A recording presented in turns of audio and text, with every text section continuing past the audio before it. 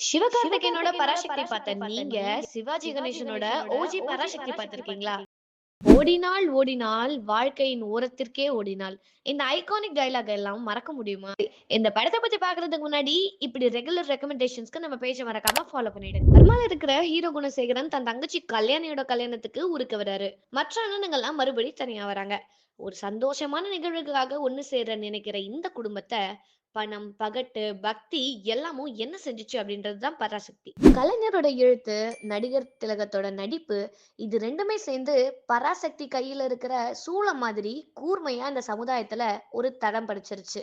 அந்த court room மோனோலாக்லாம் இன்னைக்கு வரைக்கும் தமிழ் சினிமாவோட ஐகானிக் தருணங்களா ஒண்ணா இருக்கு.